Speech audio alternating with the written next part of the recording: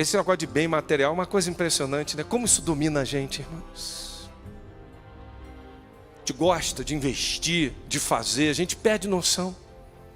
A gente gosta desse negócio de recurso, carro novo, perfume novo, viagem.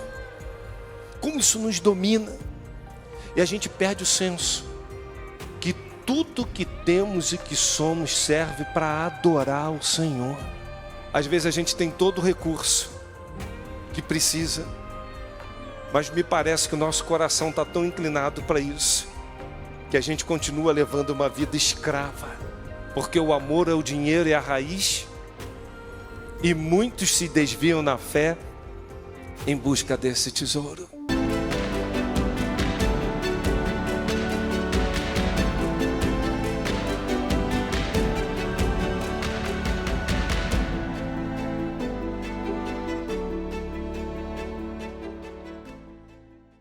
Vamos abrir a palavra do Senhor em Êxodo 1, verso de número 8.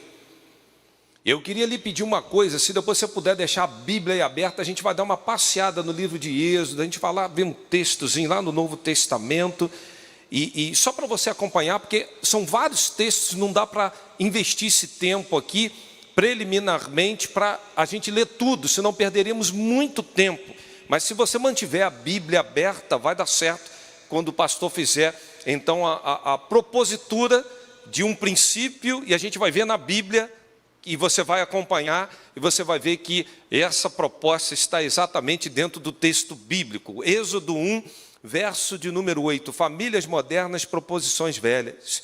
E levantou-se um novo rei sobre o Egito, que não conhecia José, a qual disse ao seu povo: eis que o povo dos filhos de Israel é muito, e mais poderoso do que nós.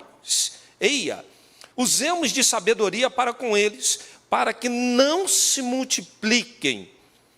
E aconteça que, vindo guerra, eles também se juntem com os nossos inimigos e pelejem contra nós, e subam da terra.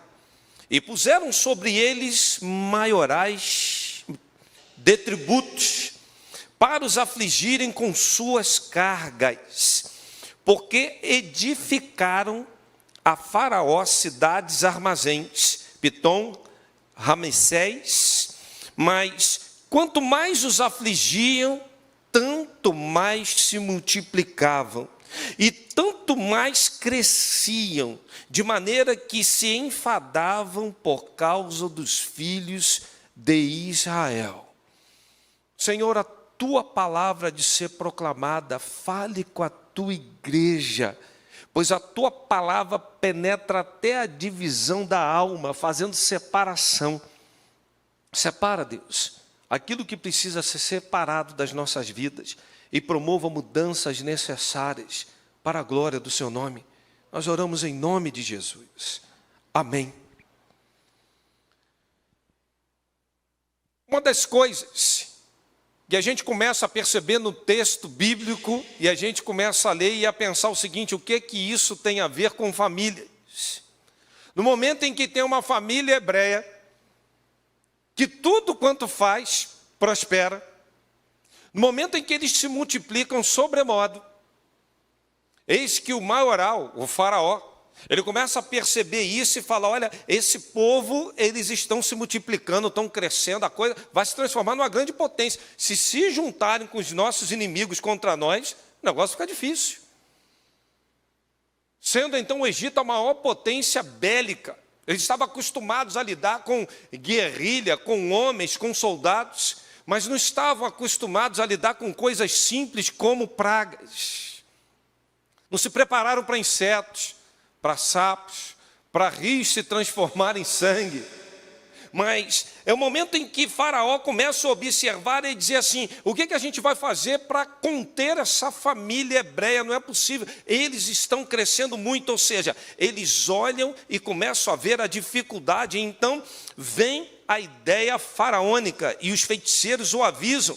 Eles olham para as estrelas, a majestade, e falam: vai nascer um menino que vai libertar todos esses escravos judeus. E quando o faraó ouve isso, ele entra em pânico. Já não bastava olhar e ver o povo prosperar. Agora tem gente, os sábios estão falando, vai vir um libertador agora e vai soltá-los.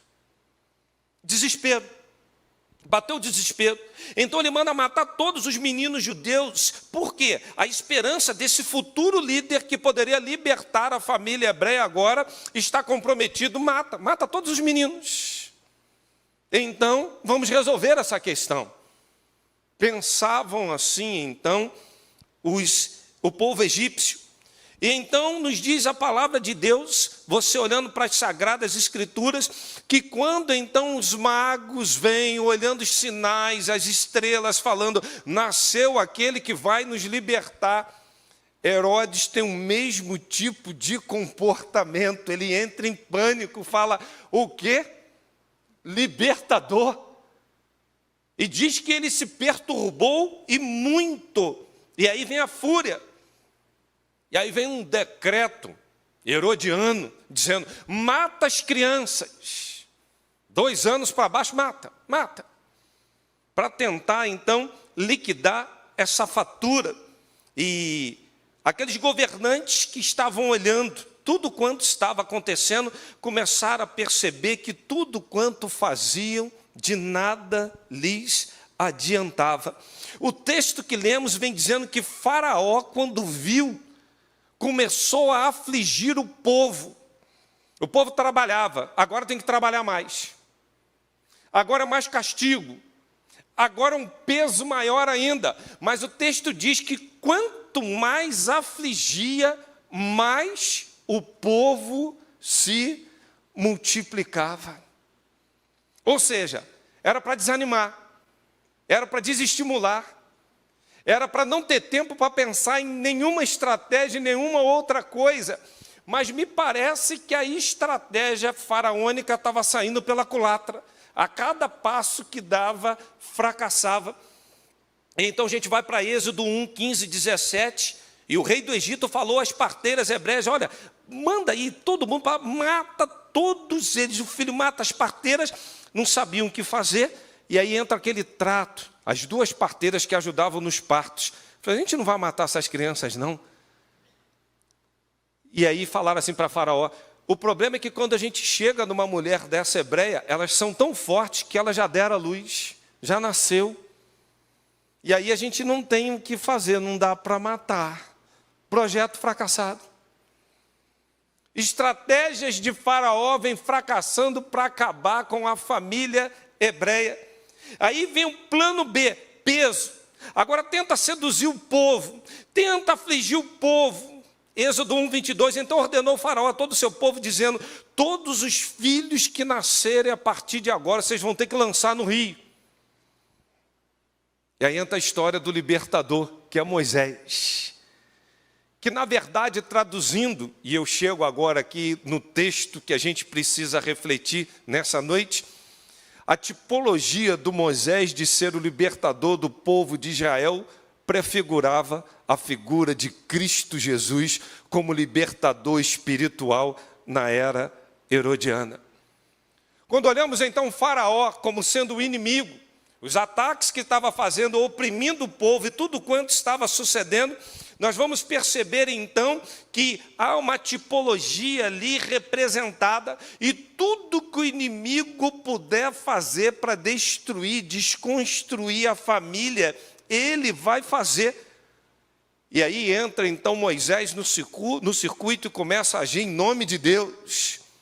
Mas no momento que ele vai ter com Faraó e promover então essa libertação, é um momento tão crucial na história. Primeiro Moisés resiste, dá muitas desculpas, até que ele vai em nome de Deus, se encoraja. E Faraó, quando ouve aquilo, ele faz uma velha proposta. Êxodo 8, verso de número 25.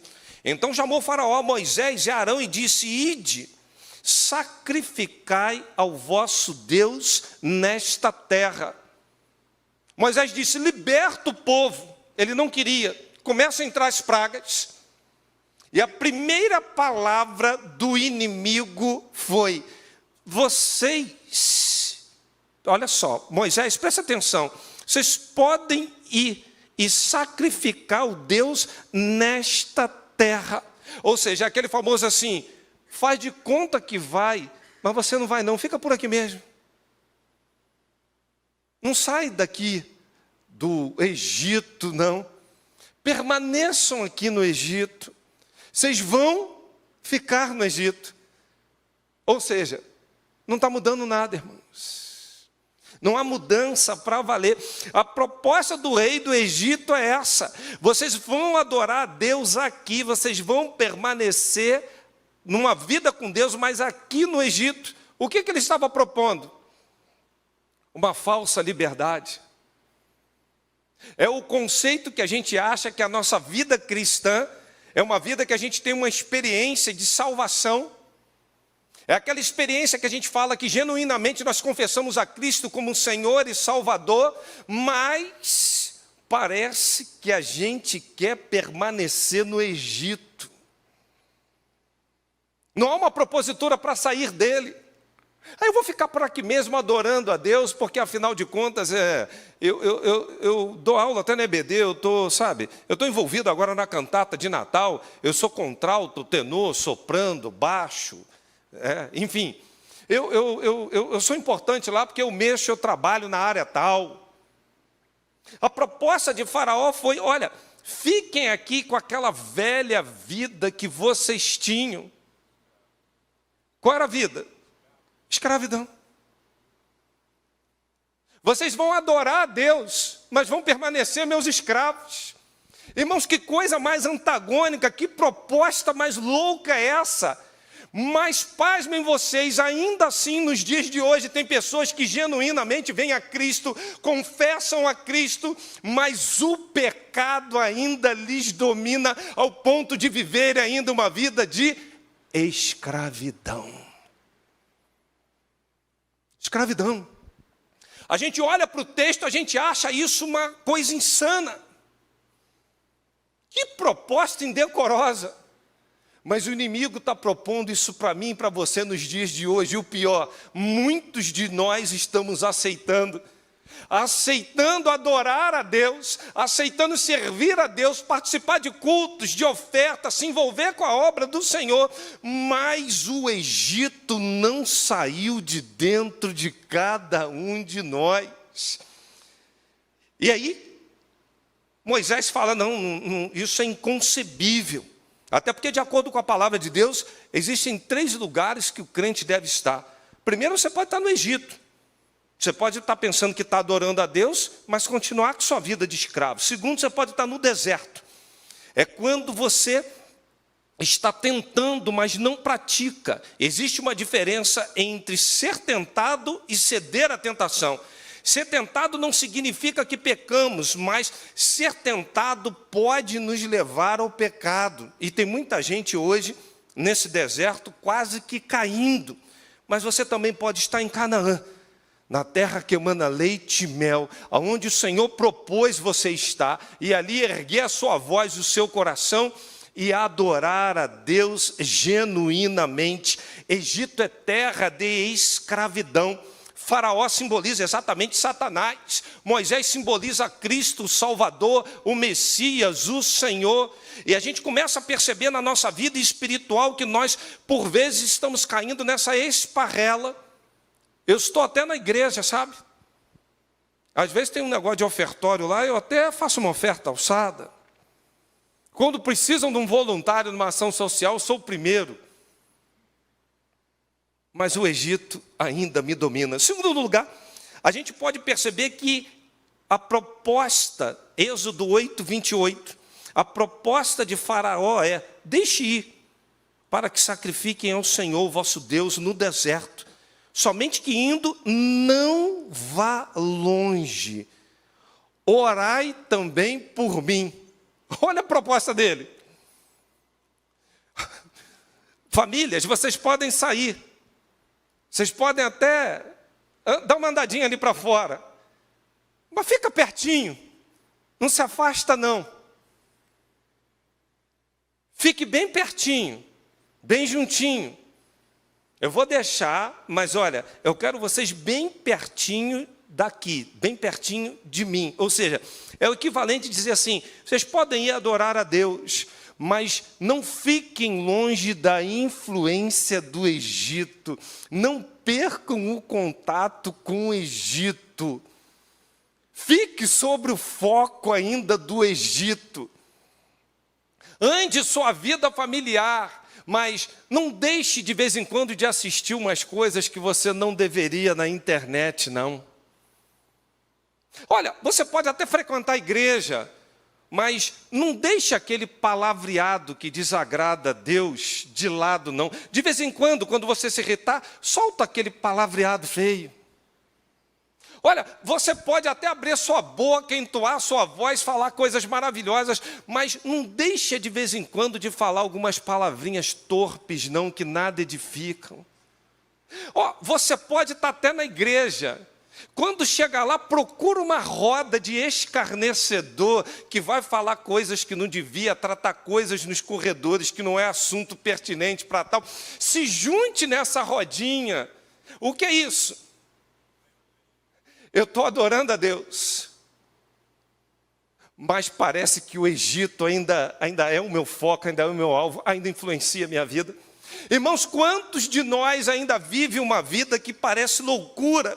A gente aprofunda na adoração, a gente quer aprofundar em oração, em meditação, mas continuamos cocheando entre os dois pensamentos, entre o mundo e entre as coisas de Deus, entre o Egito e entre a libertação. É melhor ficar no Egito ou é melhor ir para Canaã? Indiscutivelmente todos diriam, Canaã é melhor. Liberta-nos para nossa família adorar a Deus em Canaã. Mas me parece que o Egito ainda para alguns é tentador. É aquela vida do morno, não és frio nem és quente. E o que acontece com o morno? Vomitar-te-ei. Flertando, está próximo, não quer se desvincular totalmente. E essa foi a proposta, e mais uma vez Moisés rejeita essa proposta. De que adianta libertar a família se essa família continua flertando com o pecado, flertando com aquela vida opressa, vivendo ainda como família, adorando a Deus, mas a comunhão está comprometida. Em Hebreus capítulo 2, os versos 14 e 15 diz assim, e visto como os filhos participaram da carne e do sangue, também ele participou das mesmas coisas, para que pela morte aniquilasse o que tinha o império da morte, isto é, o diabo, e livrasse todos os que, com medo da morte, estavam por toda a vida sujeitos à escravidão. Irmãos, quem passou por um processo de libertação da escravidão, não tem vontade mais nem de olhar para o Egito. Não tem vontade mais de viver isso. Terceiro lugar, Êxodo 10, versos 8 e 11. Eu vou tentar sintetizar. E Moisés e Arão foram levados de novo à presença do rei, e ele lhes disse, vocês podem ir adorar o Senhor seu Deus, mas quero saber quem é que vai. Moisés respondeu, iremos todos, com as nossas crianças e com os nossos velhos. Levaremos os nossos filhos e filhas, e as nossas ovelhas, cabras e gado, e tudo que tem para dar festa e honrar o Senhor. Então disse o rei, pois que o Senhor vá com vocês, mas, esse mais é terrível, não vou deixar de jeito nenhum que vocês levem suas mulheres e seus filhos. Vocês estão planejando uma revolução. Os homens podem ir adorar o Senhor, se é isso que vocês querem, vocês podem ir, mas deixem as mulheres e deixem os filhos. Na verdade, a proposta do inimigo é, vocês querem adorar a Deus como família? Vocês podem ir. Mas homens, chefes, cabeças de tribo, larguem de mão suas mulheres, larguem de mão seus filhos, para que se percam, para que fique aqui sem um provedor, para que fique aqui sem um norte, para que fique aqui sem ter aquele sentimento do cabeça, da masculinidade. Eu gosto do texto que fala: Cristo é o cabeça do homem, o homem é o cabeça da mulher. Agora a proposta de Faraó, simbolizando o inimigo, é: tira o cabeça da família, do clã. Acabou. Como é que vai adorar a Deus em família, com uma família rachada, dividida? E pior, muitos passaram o ano de 2022 inteirinho na igreja, mas vivendo numa família que o cabeça não assume postura de cabeça. Uns desistiram dos outros, entregaram. Esposa não tem jeito, não. Outro dia veio fazer um gabinete pastoral aqui comigo e falou assim: pastor, já conversei com a minha esposa. Agora eu estou dando um ultimato com Deus. Aí me assustou. O que é, irmão? Mudei minha oração. E tenho dito isso para ela: ou Deus muda a vida dela, ou Deus leva. Eu falei assim: por que você não faz essa oração por você? Ô Deus, tu me muda ou me leva? Por que você não faz por você? Por que é com ela? Por que ela é que tem que mudar? Porque tem família que o pessoal convive que sempre é assim: o outro é que tem que mudar, irmãos, nunca a gente. A gente sempre faz tudo o que pode. A gente se esforça o máximo. Aliás, nós somos especialistas em esforços. Eu faço gabinete pastoral, eu faço muitos. Aí eu ouço assim, pastor Demetrios, né? Eu já fiz encontro de casais. Fui até no retiro de casais, irmãos. Eu fiz casados para sempre. Eu fiz até aquele curso novo, pastor, que inventou na PIB Vila da Penha: tamo junto, misturado, nunca mais te deixarei. Eu fiz até paz para toda a vida, eternamente, para todo sempre, e glória a Deus nas maiores alturas, amém. Tudo que é de... Eu fiz homem ao máximo, mulher única, agora eu vou fazer homens transformados, homens fortes, homens de coragem. Eu vou fazer tudo agora eu estou aí, pastor. Mas por vezes, meus irmãos, dentro de casa, a gente está aceitando uma proposta do inimigo, e nós estamos abandonando familiares, deixando filhos à deriva. E nós achamos, nessa fase de responsabilidade que temos, que a gente tem que delegar. O responsável pela vida espiritual, meu filho, é o pastor da juventude. Não se engane, meu irmão. Deus confiou filhos a você. Ele pode até te dar uma ajudinha, mas a responsabilidade é sua. É sua. Estavam discutindo hoje de manhã no debate da melodia, falando de geração. Uma das maiores falhas que cometemos dentro da igreja é essa: não preparar a geração futura. Por quê? Porque dentro de casa a gente não prepara filhos, Ana, para adorarem, servirem e andarem com o Senhor. Dentro de casa. Fé começa em casa. E aí a gente vai ver uma família dividida. Jovens, velhos, crianças que deviam estar na presença do Senhor, servindo a Deus, agora tem um obstáculo enorme. Nós temos que proclamar aqui em alto e bom som, como Josué falou: olha, vocês podem fazer o que vocês quiserem aí, mas eu e a minha casa serviremos ao Senhor. Simples assim.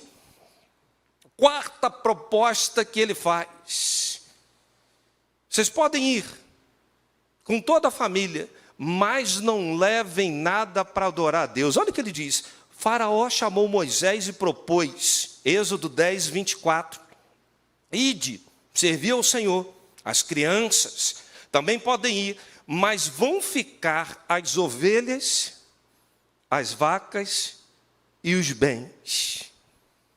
Olha a estratégia do inimigo. Aquilo que é a provisão de vocês, eu vou retirar. Aquilo que poderia manter vocês vivos, eu estou tirando.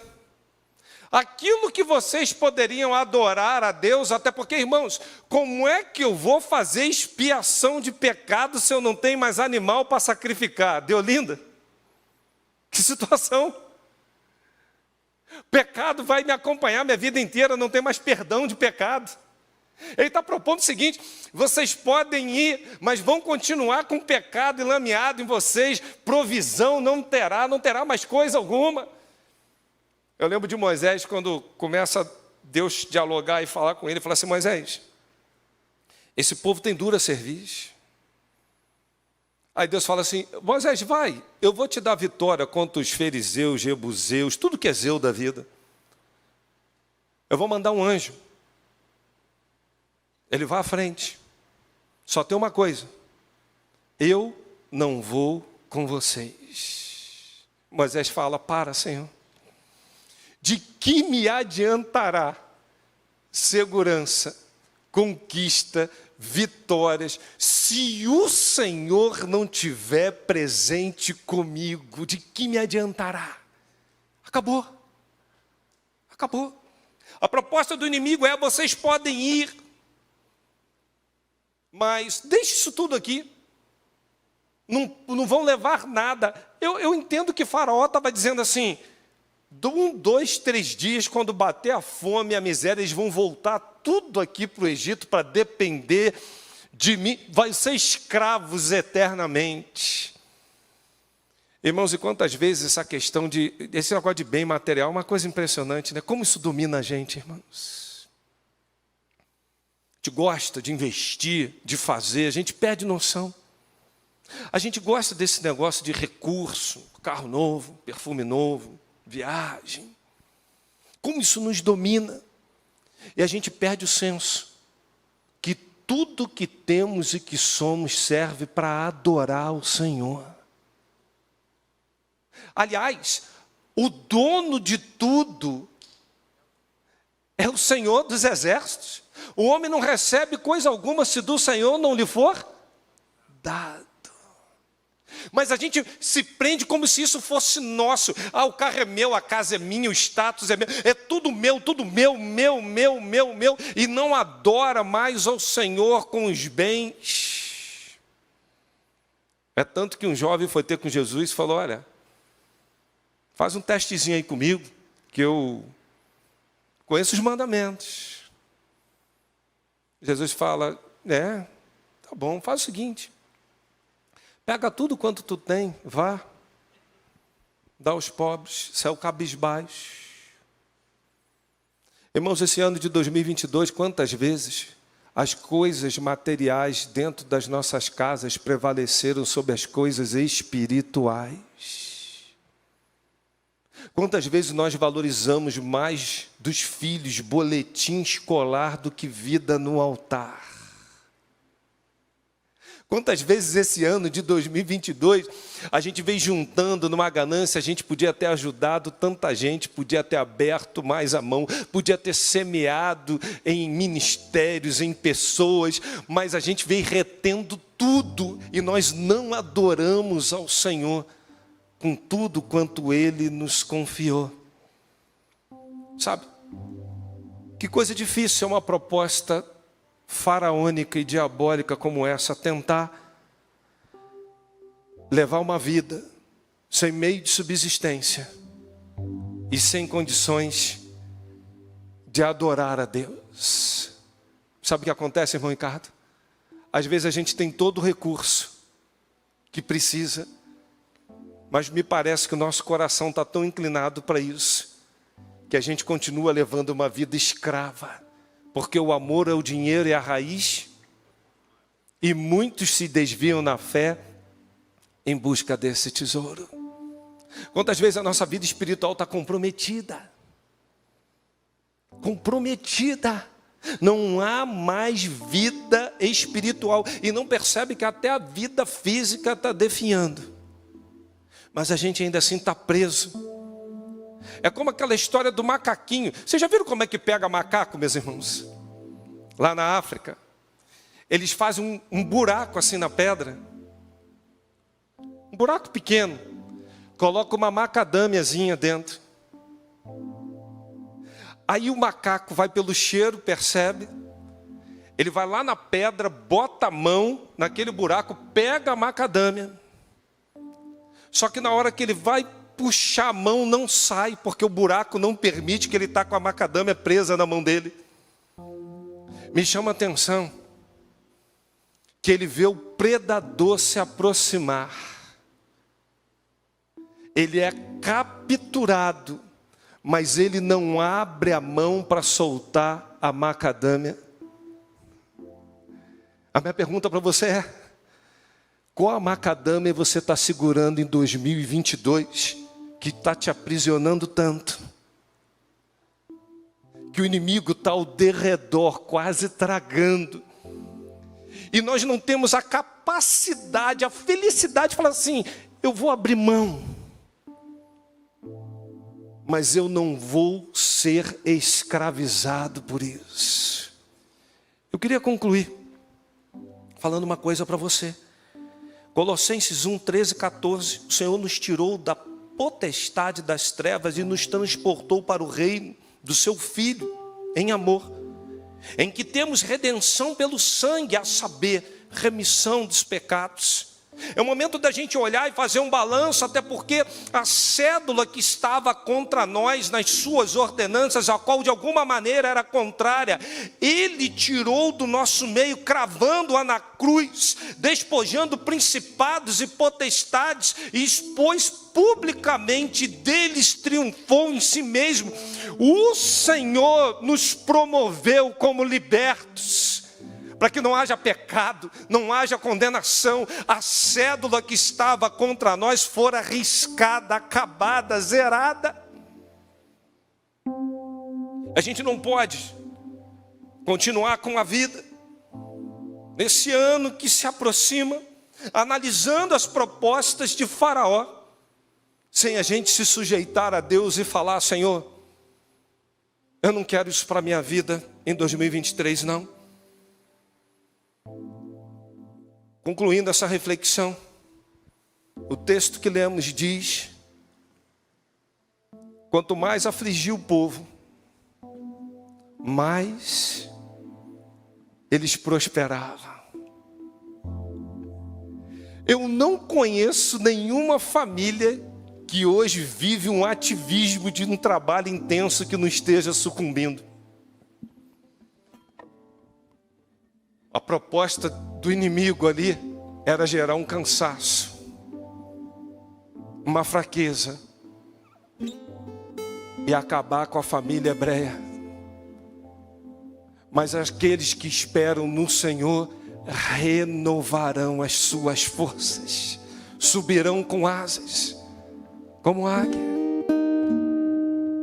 A Bíblia fala que Deus dá força ao cansado e multiplica a força de quem não tem nenhum vigor.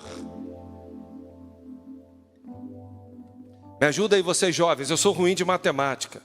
0 vezes 0 dá quanto? Como é que Deus vai multiplicar a força de quem não tem nada, nenhum vigor? Mas com Deus é diferente. Meus irmãos, é o tempo da gente pensar na perseguição que as famílias estão sofrendo, nas dificuldades que estamos passando. Há uma perseguição para destruir, um trabalho desmedido, muitos vivendo um ativismo, porque quer, porque está gostando do Egito. O inimigo vai tentar te vencer pelo cansaço, o inimigo vai colocar peso cada vez maior, mas quando nós estamos alinhados com o Senhor, e sabe por quê? Quanto mais afligia, mais eles prosperavam, porque tinha uma promessa de Deus para as famílias, desde Abraão, dizendo: em ti serão benditas todas as famílias da terra. Pode o inimigo se levantar, pode o inimigo oprimir, pode tentar roubar, pode tentar destruir, pode fazer a proposta indecorosa, mas há uma promessa divina a cada momento, é tempo, fora de tempo se cumprindo na minha vida, na minha família e na sua família. Amém, meus irmãos? Quando compreendemos isso, irmão, nós vamos perceber o Senhor conduzindo a história desse povo. muita aflição, muita dificuldade, o inimigo tentando matar, roubar, destruir, parteiras, opressão, tudo ali para desistir, uma perseguição implacável. Agora, a história começa. Faraó parece que está no comando. Ele faz as propostas. Moisés rejeita todas. As pragas começam a entrar. E a última proposta que o inimigo faz, que Faraó faz, era para detonar o povo. Agora quem começa a dar as cartas, sabe quem é? É o libertador, é Moisés. Moisés fala, nós não vamos sair só com aquilo que a gente tem não. Você ainda vai doar mais, vai dar mais. Nós vamos sair com mais do que o que a gente tem. Você sabe por quê? Quando o libertador, ele entra no circuito, ele entra na história, ele entra na nossa vida, ele fala, eu te darei muito mais abundantemente, além daquilo que pedires ou que pensares, segundo o meu poder que em vós opera. Parecia que o inimigo controlava, até a hora que entra o libertador. Quando entra o libertador, o jogo muda. Agora o libertador fala, não vai sair só com isso não, tu vai dar mais. Eles vão sair com muito mais.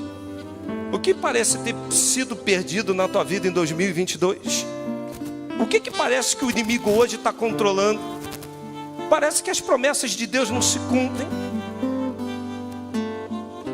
Eu queria te desafiar a não ceder, não esmorecer, não faça concessões, não caia em propostas faraônicas, malignas, mas creia que é uma promessa desde Abraão, dizendo, em ti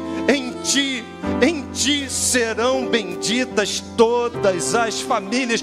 Pode oprimir, pode gerar mais dor, pode gerar perseguição, pode tentar desanimar, desestimular. Creia, o Senhor o fará prosperar, o Senhor abençoará. Curve sua cabeça, fale com Deus.